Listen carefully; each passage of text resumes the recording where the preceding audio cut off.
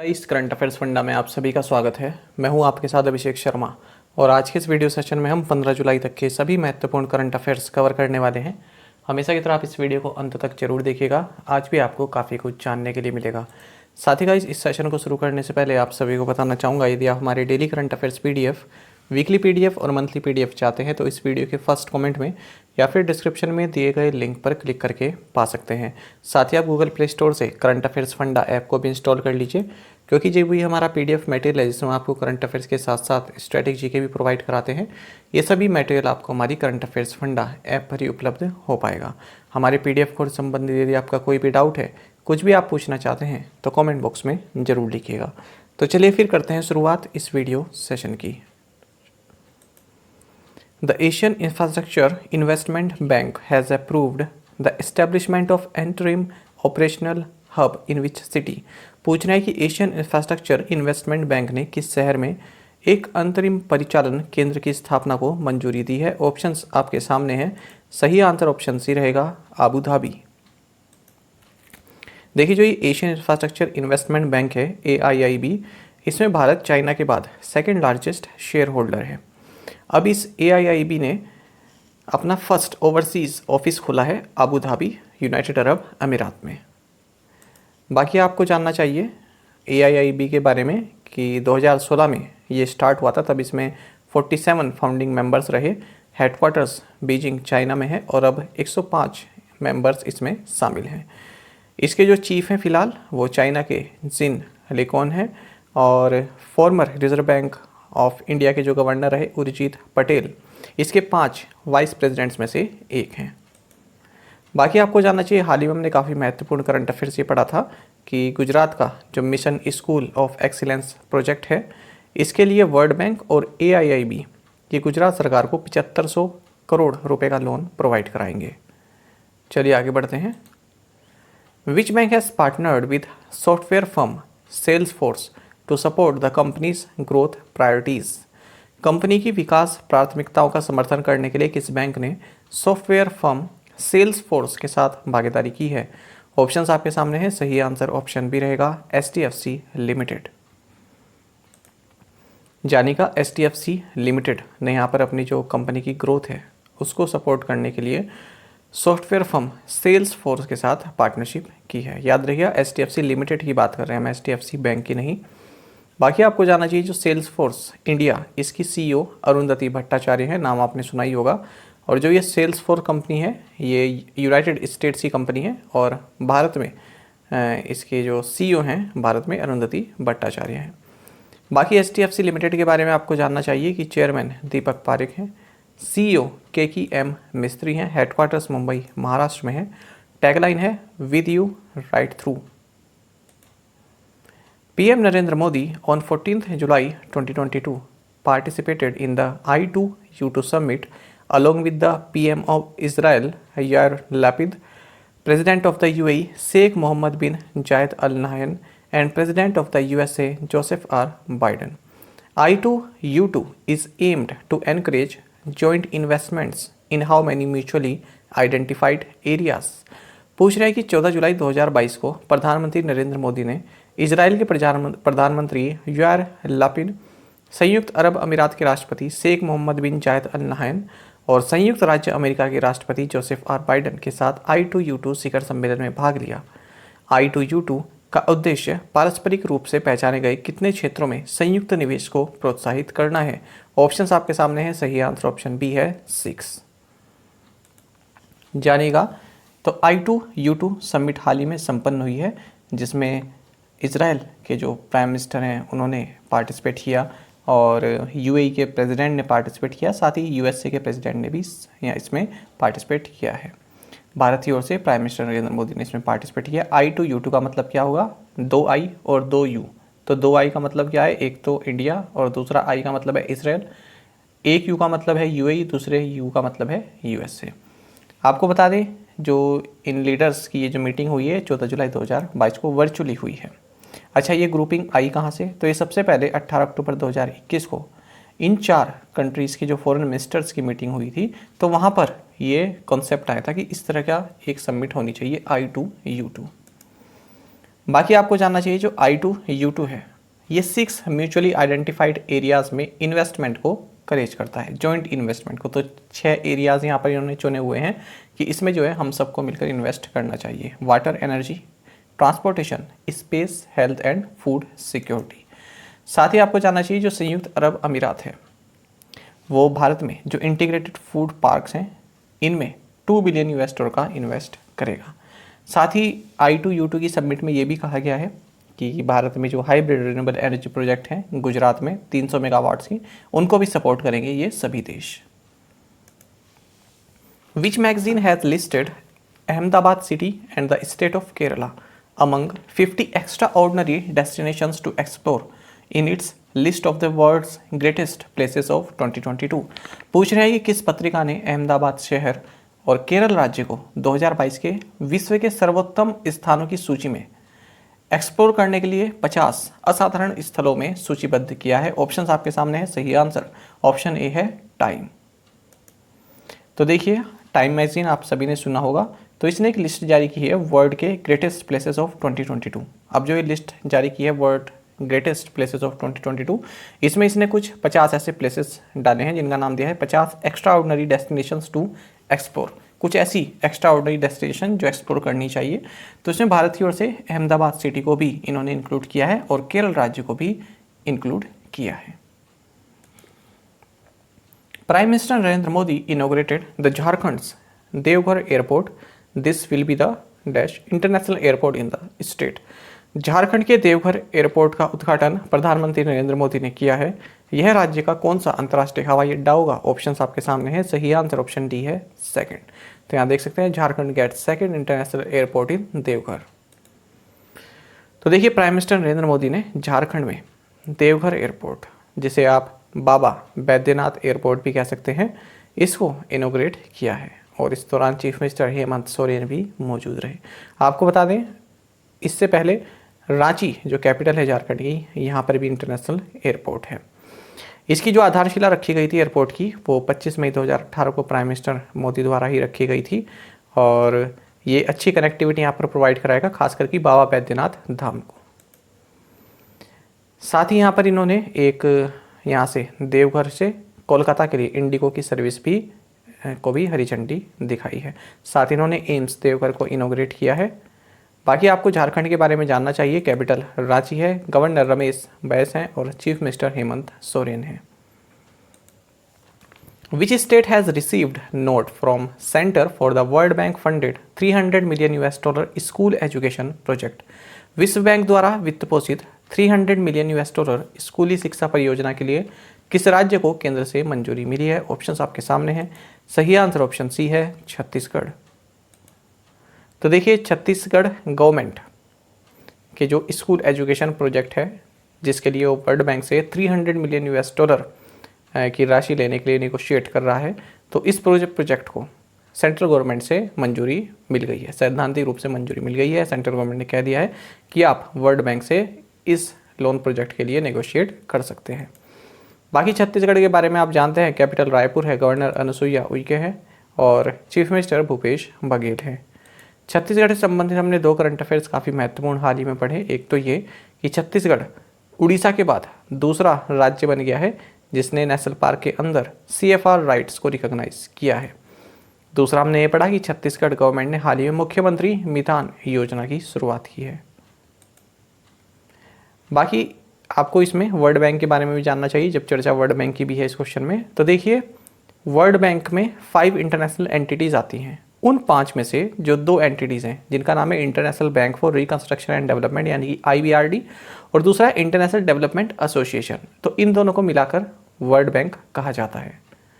और world bank group में वो 5 एंटिटीज़ आती है, लेकिन अगर वर्ल्ड बैंक की बात करें तो इन दोनों को आप मिलाकर वर्ल्ड बैंक कह सकते हैं। अच्छा, जो वर्ल्ड बैंक ग्रुप है इसकी जो स्थापना है ये इंटरनेशनल मॉनेटरी फंड इसी के साथ 1944 ब्रेटन वुड्स कॉन्फ्रेंस के दौरान की गई थी। 189 कंट्रीज़ इसमें शामिल हैं। बाकी अगर हम बात करें जो 5 डेवलपमेंट इंस्टीट्यूशंस हैं इसमें जो अलग 5 एंटिटीज़ हैं उनकी बात करें तो IBRD हमने देख लिया, IDA भी हमने देख लिया, थर्ड है इंटरनेशनल फाइनेंस कॉरपोरेशन IFC और चौथा है मल्टीलेटरल गारंटी एजेंसी और फिफ्थ है international centre for the settlement of investment disputes. Who has been appointed as the president of the international fund for agricultural development, अंतर्राष्ट्रीय कृषि विकास कोष के अध्यक्ष के रूप में किसे नियुक्त किया गया है? ऑप्शंस आपके सामने हैं। सही आंसर ऑप्शन ए रहेगा अल्वारो लारियो। तो अल्वारो लारियो ये international fund for agricultural development के 7th प्रेसिडेंट बन गए हैं। ये गिलबर्ट हुआंगबो को सक्सीड करेंगे। आपको जानना चाहिए 4 साल के लिए इनकी अपॉइंटमेंट की गई है। 1 अक्टूबर 2022 से ये अपना पद संभालेंगे। साथ ही IFAD के बारे में जानना चाहिए। इसकी स्थापना 15 दिसंबर 1977 को हुई थी। हेडक्वार्टर्स रोम इटली में है। Which state has the maximum number of government recognised startups, किस राज्य में सरकार द्वारा मान्यता प्राप्त स्टार्टअप्स की संख्या सर्वाधिक है? ऑप्शंस आपके सामने है। सही आंसर ऑप्शन सी है महाराष्ट्र। तो देखिए, यदि हम गवर्नमेंट रिकॉग्नाइज्ड स्टार्टअप्स की बात करें तो सबसे ज़्यादा महाराष्ट्र में है, उसके बाद कर्नाटक में है और फिर है दिल्ली में। तो देखिए, टोटल जो गवर्नमेंट अप्रूव्ड जो नई स्टार्टअप कंपनीज हैं ये 73,205 है। इनमें से 13,541 जो एक्टिव स्टार्टअप कंपनीज हैं वो इकलौती महाराष्ट्र में है। इसका मतलब टोटल नंबर ऑफ स्टार्टअप्स जो हैं उनका 18% महाराष्ट्र में है। बाकी आपको जानना चाहिए सबसे ज़्यादा किस क्षेत्र में है मैक्सिमम स्टार्टअप्स। ये IT सर्विसेज में, उसके बाद health care and life sciences में है, फिर है एजुकेशन में। साथ ही आपको जानना चाहिए कि जो 73,205 स्टार्टअप्स हैं इनमें 45% से ज़्यादा जो इनका स्टार्टअप है उनमें 45% से ज़्यादा स्टार्टअप्स में जो है एटलीस्ट 1 वुमेन डायरेक्टर जरूर है। Bank of Baroda has partnered with women's world banking to roll out the third and broader phase of the Baroda Jan Dhan plus programme in which states। Bank of Baroda ने किन राज्यों में बड़ौदा जनधन प्लस कार्यक्रम के तीसरे और व्यापक चरण को शुरू करने के लिए महिला विश्व बैंकिंग के साथ भागीदारी की है? ऑप्शंस आपके सामने हैं। सही आंसर ऑप्शन डी रहेगा उत्तर प्रदेश एंड उत्तराखंड। देखिए, विमेंस वर्ल्ड बैंकिंग जो कि एक ग्लोबल नॉन प्रॉफिट संस्था है जो लो इनकम विमेन है उनको क्रेडिट प्रोवाइड कराया जाए, इस तरह की जो है सहायता करती है। उनको लॉन्ग टर्म फाइनेंशियल सिक्योरिटी उनके पास रहे इसकी सहायता करती है। तो बैंक ऑफ बड़ौदा ने इसी के साथ विमेंस वर्ल्ड बैंकिंग के साथ पार्टनरशिप की है। किस लिए? जो अपना बड़ौदा जनधन प्लस प्रोग्राम है उसको उत्तर प्रदेश के 25 डिस्ट्रिक्ट और उत्तराखंड के टोटल जो 13 डिस्ट्रिक्ट हैं इनमें इस प्रोग्राम को रोल आउट करने के लिए। बाकी बैंक ऑफ बड़ौदा के बारे में आप जानते हैं। हेडक्वार्टर्स वडोदरा गुजरात में है। MD and CEO Sanjeev Chadha है। टैगलाइन इंडियाज इंटरनेशनल बैंक है। Union minister of state electronics and information technology skill development and entrepreneurship Rajeev Chandrasekhar inaugurated 2 new internet exchange points of NIXI at Durgapur and Bardhaman in which state. केंद्रीय राज्य मंत्री electronics और सूचना प्रौद्योगिकी, कौशल विकास और उद्यमिता राजीव चंद्रशेखर ने किस राज्य में दुर्गापुर और बर्धमान में निक्सी के 2 नए इंटरनेट एक्सचेंज पॉइंट का उद्घाटन किया है? ऑप्शंस आपके सामने हैं। सही आंसर ऑप्शन सी है वेस्ट बंगाल। तो ये तो आप नाम से ही जान गए होंगे दुर्गापुर के नाम से। तो दुर्गापुर और वर्धमान जो कि वेस्ट बंगाल में है, यहाँ पर 2 नए इंटरनेट एक्सचेंज पॉइंट्स निक्सी के इनोग्रेट किए गए हैं राजीव चंद्रशेखर के द्वारा। बाकी आपको जानना चाहिए नेक्सी के बारे में। ये नॉट फॉर प्रॉफिट ऑर्गेनाइजेशन है under section 8 of the companies act 2013 और अनिल कुमार जैन इसके CEO हैं। Sea guardians 2 is a naval exercise between the navies of which 2 countries. तो सी गार्जियंस 2 किन 2 देशों की नौसेनाओं के बीच एक नौसैनिक अभ्यास है? ऑप्शंस आपके सामने हैं और सही आंसर ऑप्शन बी है चाइना एंड पाकिस्तान। तो देखिए, पाकिस्तान नेवी और Chinese people's liberation army navy इन दोनों ने ही सी गार्जियंस 2 इस एक्सरसाइज को संघाई में शुरू किया है। Which edition of the webinar series igniting young minds resonating rivers was recently hosted by the national mission for clean Ganga. हाल ही में स्वच्छ गंगा के लिए राष्ट्रीय मिशन द्वारा वेबिनार श्रृंखला igniting young minds resonating river के किस संस्करण की मेजबानी की गई? ऑप्शंस आपके सामने है। सही आंसर ऑप्शन ए है 8th। तो देखिए, यह national mission for clean Ganga इसने एक वेबिनार सीरीज है इनकी igniting young minds resonating reverse, इसके 8th एडिशन को होस्ट किया है और इस वेबिनार का थीम रहा अफॉरेस्टेशन। बाकी आपको जानना चाहिए जो national mission for clean Ganga है इसके डायरेक्टर जनरल अशोक कुमार हैं। ये महत्वपूर्ण पॉइंट रहेगा आपके लिए। India becomes which country to join Interpol's child sexual exploitation database. भारत इंटरपोल के बाल यौन शोषण डेटाबेस में शामिल होने वाला कौन सा देश बन गया है? सही आंसर ऑप्शन सी है 68। तो देखिए इंटरपोल का एक international child sexual exploitation database है जिसके थ्रू जो विक्टिम्स हैं और जो एब्यूज़र्स हैं और जो क्राइम सीन है उनके बीच में एक लिंक ड्रॉ किया जाता है ऑडियो विजुअल डेटा की थ्रू, ताकि जो आरोपी हैं वो जल्द से जल्द पकड़ा जा सके। तो इसको ज्वाइन कर लिया है भारत ने और इसको ज्वाइन करने वाला भारत 68th कंट्री बन गया है। आपको बता दें इंटरपोल के लिए जो भारत में नोडल एजेंसी है वो CBI है। अच्छा, साथ ही नेशनल क्राइम रिकॉर्ड्स ब्यूरो का एक डेटा भी है, उसमें बताया गया है कि यदि हम चिल्ड्रन के खिलाफ जो सेक्सुअल ऑफेंस हुए हैं उनकी अगर बात करें तो उसमें उत्तर प्रदेश सबसे टॉप पर है। इंटरपोल के बारे में बात करें तो हेडक्वार्टर्स लियोन फ्रांस में है। प्रेसिडेंट अहमद नासिर अल रायसी हैं, ये UAE के हैं और इसकी स्थापना 7 सितंबर 1923 में हुई थी। बात हम इंटरपोल की कर रहे हैं।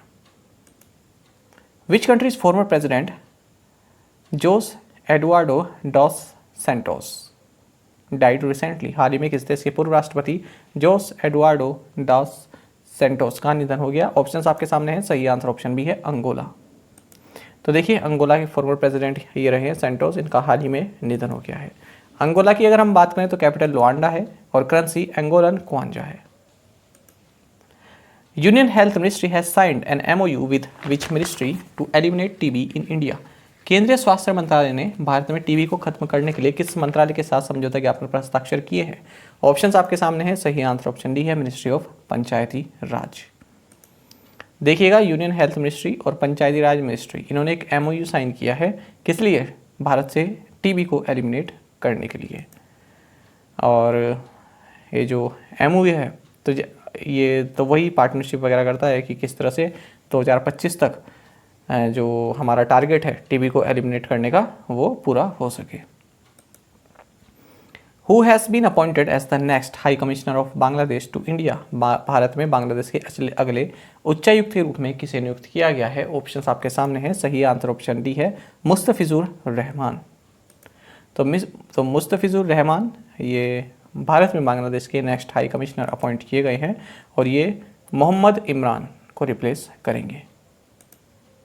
The centre has extended the scheme for rebate of state and central taxes and devices till dash to boost exports and job creation in the textile sector. कपड़ा क्षेत्र में निर्यात और रोजगार सृजन को बढ़ावा देने के लिए केंद्र ने राज्य और केंद्रीय करों और शुल्कों की छूट योजना को कब तक बढ़ा दिया है? ऑप्शंस आपके सामने हैं, सही आंसर ऑप्शन ए रहेगा मार्च 2024। मैंने आपको पहले भी कहा था कि जो भी इस तरह की स्कीम है 2022 में या फिर लेट 2021 में जिन स्कीम्स को एक्सटेंड किया गया है 2024 तक, 2025, 2026 तक, ये आपके लिए महत्वपूर्ण है। यही स्कीम आपके एग्जाम में पूछी जाएंगी, ज़्यादातर चांसेस यही हैं।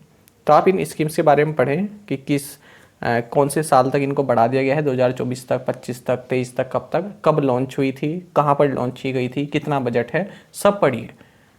ठीक है, तो कुल मिलाकर मेरे ख्याल से 11 से 12 स्कीम आपकी बनेंगी, इनके बारे में आप पढ़िएगा। अभी से पढ़ना शुरू करेंगे तो एग्ज़ाम आएगा तब तक आप इनको कवर कर पाएंगे अच्छे से, बार बार रिवाइज करेंगे। तो देखिए जो ये ROSCTL है इस स्कीम को सेंटर द्वारा मार्च 2024 तक एक्सटेंड कर दिया गया है और क्या उद्देश्य है? जो टेक्सटाइल सेक्टर है इसमें जॉब क्रिएट करना और एक्सपोर्ट्स को बढ़ाना। बाकी आपको जानना चाहिए जो अप्रैल एक्सपोर्ट प्रमोशन काउंसिल के चेयरमैन नरेंद्र गोयनका है। अच्छा, 2017 में GST के इंट्रोडक्शन के बाद जो ये ROSL है, रिबेट ऑफ स्टेट लिवाइज, इस स्कीम को रिप्लेस कर दिया गया था एक नई स्कीम के द्वारा मार्च 2019 में। और ये स्कीम कौन सी है? यही जिसकी हम बात कर रहे हैं, rebate of state and central taxes levies. National capital region planning board has made which geo portal open to the public. राष्ट्रीय राजधानी क्षेत्र योजना बोर्ड ने किस भू पोर्टल को जनता के लिए खोल दिया है? ऑप्शंस आपके सामने हैं, सही आंसर ऑप्शन सी है परिमाण।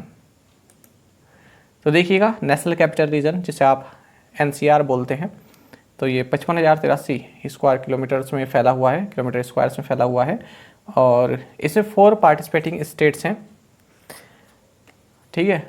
और आपको ये जानना चाहिए कि इसमें एक पोर्टल लॉन्च किया गया था परिमान नाम का, जिसको नेशनल इंफॉर्मेटिक्स सेंटर द्वारा लॉन्च किया गया। तो किस तरह का पोर्टल है? जियो पोर्टल है एक। तो उस वक्त केवल जो NCERT पार्टिसिपेटिंग स्टेट्स हैं और जो ऑफिस है इनका NCRPB का, केवल यही उसको यूज़ कर रहे थे।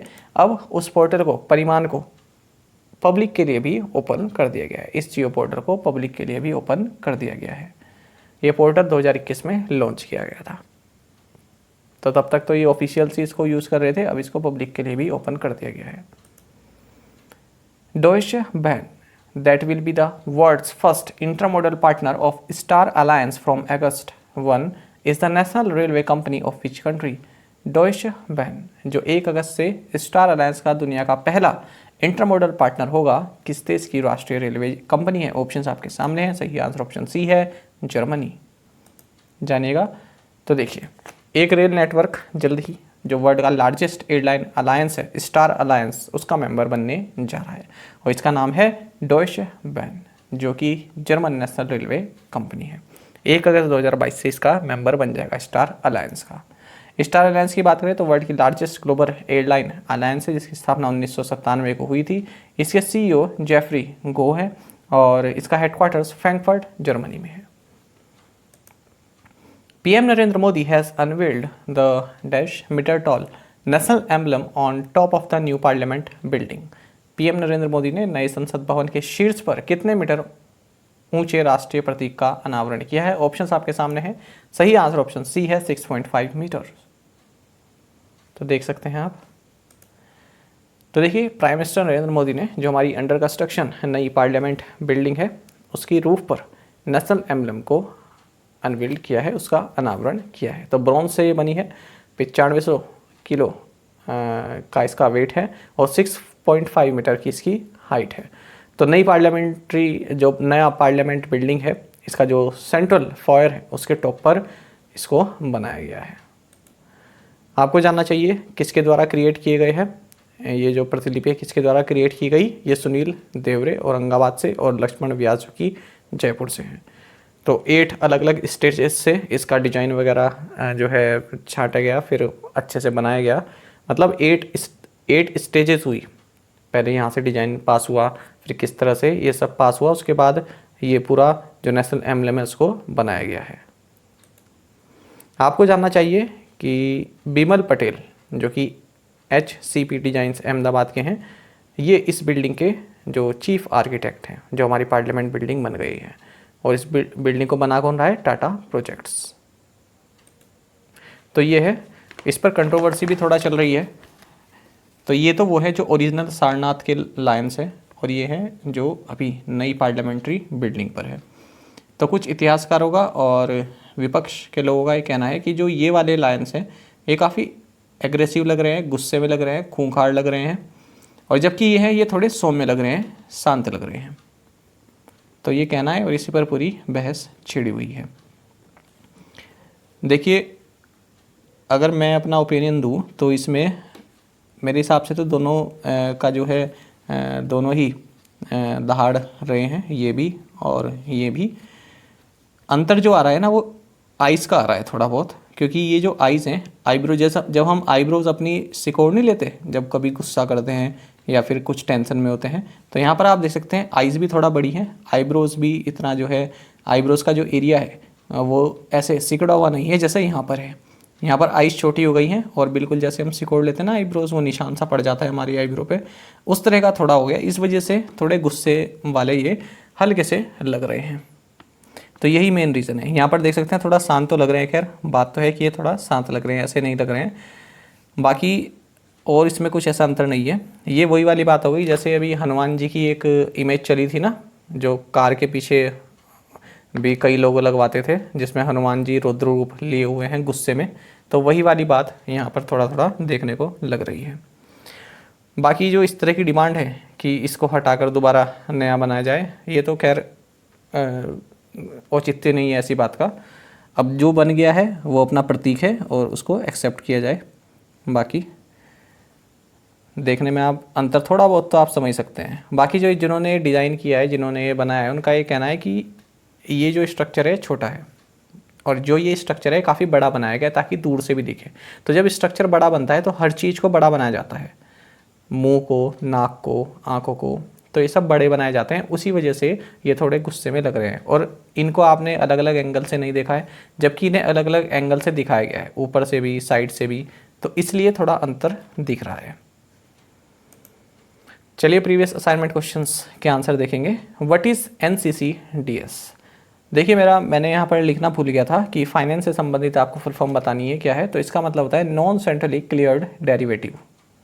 बाकी कुछ एस्पिरेंट्स ने नेशनल कैलामिटी कंटिजेंट ड्यूटी भी इसका आंसर दिया है, ये भी सही है, पर जो मेरा मेन उद्देश्य था वो ये था पूछने का। What is India's rank on WEF travel and tourism development index 2021? Answer is 54 और जापान इसमें फर्स्ट रहा। Bastille Day is celebrated on 14th July every year by French people around the world. Which country announced discovery of 31 million metric tons of gold deposit? Answer is Uganda. Ministry of Environment, Forest and Climate Change organized Hariyali Mahotsav on 8th July 2022 at Talkatora Stadium, New Delhi. Scientists in June 2022 have discovered the world's largest bacterium named Theomargarita magnifica in which water body? Answer is Caribbean mangrove swamp। और आप में से कई students ने बिल्कुल सही answer दिया है, इसी तरह से आप पार्टिसिपेट करते रहें। चलिए आज के असाइनमेंट्स क्वेश्चंस देख लेते हैं। Who has become the world number 1 ODI bowler in terms of coal reserves? What is India's rank in the world? Who has become the fastest batter to reach 256s in ODI cricket? Who has become the fastest Indian bowler to reach 150 wickets in ODI cricket? ये जो भी cricket के question है ना, ये हाल ही में records बने हैं, इसलिए आपसे पूछे जा रहे हैं। Which state has secured the first position in the Delta ranking for the month of June released by the Ministry of Rural Development, Government of India? And sixth question is 2022 World Aquatics Championship यानी कि जो FIN ने world aquatics championship की जो 9th addition रहा है, ये किस कंट्री में हुआ? And which country top the medal tally also mention. और इस चैंपियनशिप में किस कंट्री ने टॉप किया है वो भी आपको बताना है। तो कोशिश कीजिएगा पांचों क्वेश्चंस के आंसर आप हमें कमेंट बॉक्स में जरूर प्रोवाइड करें। साथ ही करंट अफेयर्स फंडा को आप टेलीग्राम पर भी ज्वाइन कर सकते हैं। यहाँ पर रेगुलर वीडियो अपडेट्स और करंट क्विज़ हम आप सभी के लिए डालते रहते हैं। साथ ही डिस्कशन ग्रुप में आप किसी भी क्वेश्चन का सोल्यूशन पा सकते हैं। दोस्तों, यहाँ पर हमारे करंट अफेयर्स की प्लेलिस्ट दी गई है, इसे आप जरूर देखें अपने दोस्तों के साथ और फेलो एस्पिरेंट्स के साथ हमारे करंट अफेयर्स को शेयर जरूर करें। आज का सेशन आपको कैसा लगा कमेंट बॉक्स में जरूर बताइएगा। Thank you guys.